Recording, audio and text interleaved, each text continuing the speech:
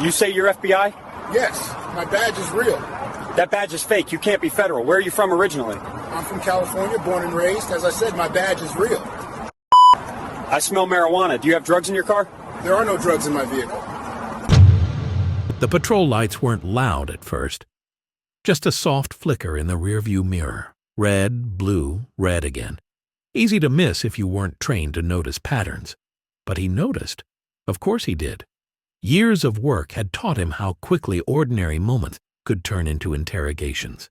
He eased the SUV onto the shoulder, gravel crunching under the tires, engine still running, sun high, afternoon heat pressing down. A gas station sat across the road, people coming and going, life continuing like nothing unusual was about to happen. He rolled the window halfway down and rested both hands onto the steering wheel. 2 squad cars pulled in behind him. 2, that was the first thing that didn't make sense. The first officer approached on the driver's side. White, sunglasses, one hand resting near his holster like it was already justified. The second officer didn't approach him at all. He went straight to the SUV, circling it slowly, eyes scanning the windows, the tires, the back seat. Before a word was spoken, the message was clear. This wasn't a traffic stop. This was a hunt. "License and registration," the first officer said. "Not sir. Not good afternoon. Just command." The man handed them over without comment. The officer glanced at the name, then back at the man's face. His brow creased slightly. "Where you headed?" he asked. "Home," the man replied. The officer tilted his head. "From where?" "Bar." "Work." That answer clearly annoyed him. "What kind of work?" the officer pressed. The second officer was now peering into the rear window, one hand on the door handle like he was waiting for permission he didn't need. The man met the first officer's eyes. "Federal law enforcement." "That did it?" The officer laughed, not loudly, just enough to be disrespectful. "Yeah?" he said. "Sure. Before we go any further, comment where you're watching from. Let's see how far this story travels." The officer handed the license back but didn't step away. "Step out of the vehicle," he ordered. "For what reason?" the man asked, calm but firm. "Because I said so," the officer replied. "You're acting nervous." "I'm not," the man said. "And I haven't violated any law." The officer's smile was thin now. "You people always say that." The second officer finally spoke, leaning into the open passenger window. "You got anything in here I should know about?" he asked. "Drugs, marijuana, weapons?" The man turned his head slowly. "No." The second officer sniffed exaggeratedly. "Smells like weed," he said. The first officer perked up immediately. "You smell that?" "Oh yeah," the second officer said. "Strong." The man didn't raise his voice. "There is no marijuana in my vehicle," he said evenly. The first officer leaned closer, lowering his voice like he was doing him a favor. "Listen," he said. "Now's the time to be honest. Makes things easier." "Easier for who?" the man asked. The officer straightened. "Step out of the car," he repeated. Louder now. The man complied. He stepped onto the shoulder, suit jacket neat, tie straight, posture controlled. As he turned, the badge clip discreetly to his belt became visible. Gold seal catching the sunlight for just a second. The second officer froze. "What's that?" he asked. The man didn't answer him. He looked at the first officer instead. "I'm a special agent with the FBI," he said. "That badge is real." "Duh." The first officer stared at it, then laughed. "No, you're not," he said. The second officer recovered quickly. "Anybody can buy a badge online," he said. "Nice try." The man's jaw tightened. "I'm advising you," he said carefully, "to stop this stop and call a supervisor." The first officer's tone hardened. "You don't tell us how to do our job," he snapped, "especially when you're impersonating a federal agent." "Why, impersonating?" That word landed heavy. The second officer had already opened the SUV's rear door. "Hey," the man said sharply, "you do not have consent to search my vehicle. Shut it." "We've got probable cause," the officer replied. "Smell of marijuana." "That's a lie," the man said. The first officer stepped closer, chest out. "Watch your tone," he warned. "You're about to make this a lot worse." "How?" the man asked. "By arresting me for existing?" The first officer didn't answer. Instead, he nodded at his partner. "Search it." The second officer didn't hesitate. He rummaged through the back seat, the trunk, the center console. Gloves snapping, items tossed aside with careless authority. Every move broadcast the same assumption. Something has to be here. Nothing was. No drugs. No marijuana. No contraband. The silence grew uncomfortable. The first officer cleared his throat. "All right," he said. "Then explain this badge." The man reached slowly into his jacket and produced his credentials wallet, opening it carefully, holding it up at chest height. "Name? Photo? Agency? Real? Undeniable." The first officer stared at it longer this time. Then he shook his head. "Still doesn't add up," he said. "You don't look like FBI." That sentence changed everything. A woman pumping gas across the street stopped and stared. The man's voice dropped. "What does an FBI agent look like?" he asked. The officer shrugged. "Not this." The second officer closed the trunk hard. "So what?" he said. "You're saying we're just supposed to believe you?" "Yes," the man replied. "Because it's true, and because you're recording all of this." Both officers glanced instinctively at their body cameras. The first officer scoffed. "Good," he said. "Then it'll show how you resisted." "I haven't resisted," the man replied. "You escalated this stop without cause." The officer's face flushed. "Turn around," he ordered. "Hands behind your back." "For what charge?" the man asked. "Obstruction," the officer snapped. "Failure to comply." "Gee." The man exhaled slowly. "This is a mistake," he said. The officer grabbed his arm. Cars slowed on the road now. Phones came out. Someone across the street started recording openly. As the cuffs snapped shut, the man looked straight ahead. Not angry, not afraid. Certain. Because what these officers didn't understand, what their assumptions wouldn't let them see, was that they weren't detaining a suspect. They were arresting a federal agent. On camera, in broad daylight. And every racist assumption, every false claim about drugs, every reckless word was about to cost them more than they could imagine. The cuffs bit tighter than they needed to, not because he was resisting, he wasn't, but because the first officer wanted them tight, wanted control, wanted to remind him exactly who was in charge. "Walk," the officer said, guiding him toward the squad car with a hand pressed hard between his shoulder blades. The man complied. He always did, until compliance stopped mattering. Across the street, the woman at the gas pump had her phone fully raised now. A man leaning against his truck shook his head slowly. The second officer pretended not to notice any of it, busying himself with the open SUV like he might suddenly discover something he could justify later. "Careful," the man said calmly, as the officer shoved him toward the back door. "You're on federal property once you run my name." That earned him a sharp yank. "You really don't know when to shut up," the first officer snapped. "Always got something to say." "Because you're wrong," the man replied.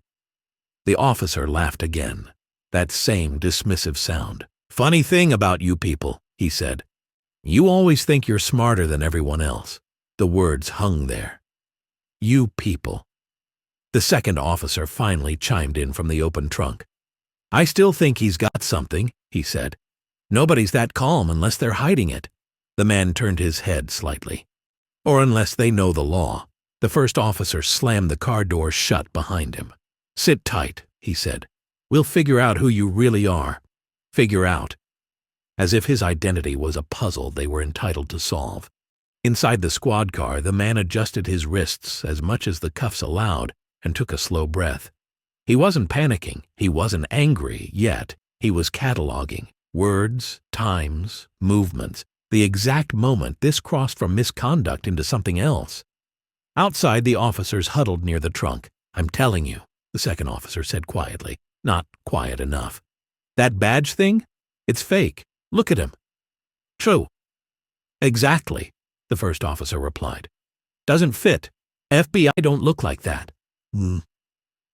"Like what?" the man called out from the back seat. They both turned toward him. The first officer walked closer, crouched slightly so their faces were level through the open window. "Like someone who actually belongs," he said. The man held his gaze. "You know," he said evenly, "every time you say that, it gets worse for you." The officer scoffed. "You threatening me now?" "No," the man replied. "I'm documenting you." That seemed to irritate him more than shouting would have. The first officer stood up abruptly and walked away, muttering under his breath. "Run him," he said to his partner. "Let's see how fast this fantasy falls apart." The second officer keyed his radio, rattling off the name from the license, then the date of birth. He leaned against the cruiser, casual, confident, like he already knew the answer. Dispatch crackled back a moment later. There was a pause. Then, "Stand by." The second officer frowned. "What do you mean, stand by?" Another pause. The first officer stiffened slightly. The radio crackled again. "Confirming. Federal database hit. One moment." The second officer's jaw tightened. The man inside the car smiled for the first time. Not smug. Certain. The first officer turned sharply. "What does that mean?" Dispatch took a breath. "We're showing credentials associated with..." The radio cut off in a burst of static. The first officer slapped the side of the cruiser. "Damn it, say it again." The second officer avoided eye contact now. "Hey," he said quietly, "maybe we should slow this down." "Tch." The first officer glared at him. "Don't get soft." "I'm just saying." "Run it again," the first officer snapped. "Different system." The second officer did as told, but his confidence was gone. While they waited, the first officer walked back to the squad car, tapping the window. "You think this is funny?" he asked the man. "I think it's expensive," the man replied. The officer leaned in. "You really think flashing a fake badge scares me?" "Well, I think ignoring a real one ruins careers," the man said calmly. The officer's face flushed. "You don't get to talk to me like that," he snapped. "You should be grateful we're even being patient." "Patient," the man repeated. "You accused me of drugs that don't exist. You searched my car without consent. You arrested me without cause." "Because you wouldn't cooperate," the officer shot back. "I complied with everything except your assumptions," the man replied. The second officer's radio crackled again. This time, Dispatch's voice was different, more careful. "Unit 14, Dispatch said. "Be advised, subject comes back as active special agent. FBI, credentials valid." Silence. The first officer stared at the radio like it had betrayed him. "That's not possible," he said. "It's possible," the man said softly. "Because it's true. Night." The second officer swallowed. "Dispatch, confirm agency." "Confirmed," Dispatch replied. "Special agent, out of regional office. Supervisor notified." The first officer stepped back slowly. The air shifted. Not dramatically, quietly. The way power does when it realizes it's been holding the wrong person. The first officer shook his head. "No," he muttered. "No way." The man leaned back against the seat. "Now," he said, "you're going to take these cuffs off." The officer bristled. "Don't tell me what to do." "Ma." "I'm not," the man replied. "I'm telling you what's about to happen." The second officer looked at his partner. "We need a supervisor." The first officer rounded on him. "I know that." He walked back to the car, keys jangling slightly now, not steady anymore. "You could have handled this differently," the man said as the officer fumbled with the cuffs. "Oh, really?" the officer snapped. "Yes," the man replied. "You could have believed me, or you could have treated me like a citizen instead of a suspect." The cuffs clicked open. The officer stepped back quickly, like distance could undo the last 20 minutes. The man stepped out of the car and adjusted his jacket, rubbing his wrists once. "Name and badge number," he said. The first officer hesitated. "Now," the man added. Reluctantly, the officer gave it. The man repeated it out loud, slowly, clearly, so every phone across the street could hear. "You understand," the man said, "that everything you said about you people is on your camera." "Diani." The officer said nothing. "And you understand," the man continued, "that claiming you smelled marijuana when you didn't is falsifying probable cause." Still nothing. "And you understand," he finished, "that arresting a federal agent without cause triggers an automatic internal review." The second officer looked sick. Sirens approached in the distance, supervisory units closing in. The first officer finally spoke, voice lower now. "Look, we didn't know." The man met his eyes. "You didn't want to know," he said. "There's a difference." A black SUV pulled up behind the cruisers. Another patrol car followed. People were openly filming now. The supervisor stepped out, eyes moving quickly from the man to the officers. "What happened?" she asked. The first officer opened his mouth. The man raised a hand. "I'll explain. Thuggers." And for the first time since the lights came on, the officers weren't controlling the narrative. They were trapped inside it, because the truth had finally arrived, and it wasn't on their side anymore. The supervisor didn't rush. That was the first thing that told everyone the ground had shifted. She stood between the cruisers for a moment, hands on her belt, scanning the scene the way seasoned officers do, slow, deliberate, absorbing everything at once. The cuffs on the man's wrists now hanging open, the phones across the street, the rigid posture of the first officer, the second officer standing just a step behind, suddenly quiet. "Start from the beginning," the supervisor said. The first officer tried to jump in. "He was acting suspicious. I asked him," she said, turning her eyes to the man. The officer stopped talking. The man spoke calmly, evenly, like he was testifying instead of defending himself. "You initiated a stop without cause," he said. "Claimed you smelled marijuana, searched my vehicle without consent, dismissed my credentials as fake, arrested me for obstruction when I asserted my rights." The supervisor nodded once, then turned to the officers. "Is that accurate?" Leon said. The first officer opened his mouth, then closed it. He tried again. "We had reasonable suspicion," he said. "For what?" the supervisor asked. The officer hesitated. The pause said more than words ever could. The second officer cleared his throat. "He said he was FBI. Cho." "And that concerned you?" the supervisor asked. "It didn't add up," the first officer snapped. "He didn't look like—" The supervisor's head snapped toward him. "Finish that sentence carefully," she said. He didn't. Silence settled over the shoulder of the road, heavy and unmistakable. The supervisor turned back to the man. "Agent," she said, acknowledging him properly for the first time. "Do you have your credentials?" "Me." He handed them over. She checked them. Thoroughly. Photo, seal, serial number. She keyed something into her radio, waited for confirmation, then handed them back. "Verified," she said. The second officer exhaled audibly. The first officer stiffened. "So, what, we're just supposed to let him go?" The supervisor looked at him. "He should never have been detained." The words landed clean and final. Across the street, someone muttered, "Wow." The supervisor turned slightly so both officers could see her clearly. "You escalated this stop based on an unsubstantiated claim," she said. "You used alleged odor to justify a search that produced nothing, and you continued after being presented with valid federal credentials." The first officer bristled. "We didn't know they were real." "You were told," she replied. "You chose not to believe it." The man spoke again, voice steady but edged now. "You didn't doubt the badge," he said. "You doubted me." The supervisor didn't argue.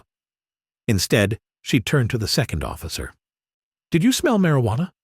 The second officer swallowed. "I thought I did." "Thought," she repeated. "Or did?" He hesitated. "No." The supervisor nodded once, then turned back to the first officer. "And you?" she asked. The first officer looked away. That was enough. The supervisor stepped back and spoke into her radio.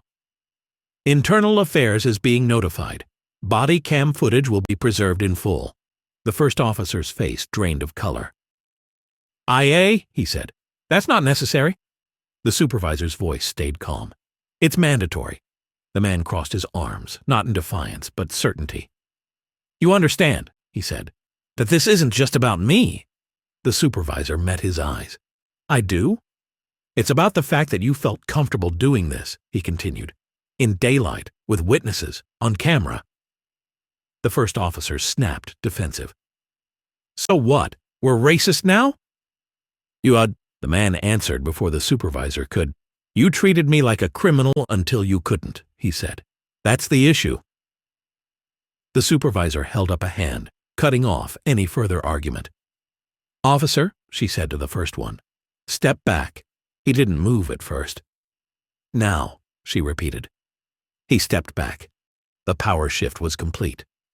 The supervisor turned to the man again. You're free to leave, she said. If you want medical attention or a formal report filed, we'll facilitate it. The man nodded. I'll be filing. Verins? I expected that, she replied. A tow truck passed.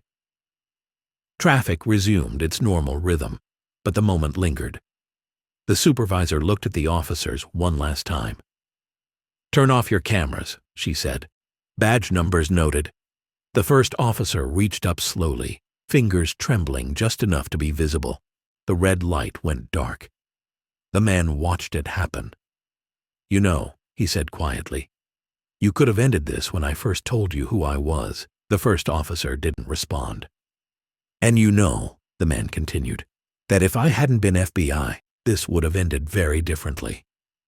That hit. The supervisor didn't deny it. She extended her hand. I'm sorry this happened, she said. He shook it once, firm, professional. I'm not here for apologies, he said. I'm here for accountability. She nodded. You'll get it. As he walked back to his SUV, door open, belongings scattered from the search, people across the street lowered their phones slowly, not because the story was over, but because the truth had been captured. Behind him, the officer stood smaller than before, not because someone yelled, not because someone fought, but because the lie couldn't survive the light. This wasn't about a traffic stop. It never was. It was about who was believed, who was doubted, and how quickly authority turned into assumption.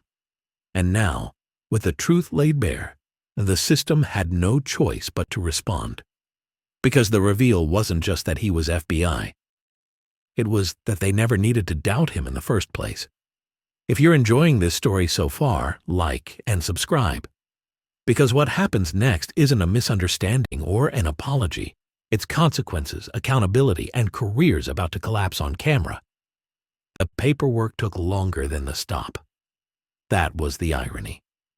While the officer stood on the shoulder pretending this was just another call, the consequences were already in motion, quiet, procedural, unavoidable. Body cams uploaded, dispatch logs time-stamped, supervisor notes entered into a system that did not forget, did not soften, and did not care how confident anyone had sounded an hour earlier. The man didn't rush.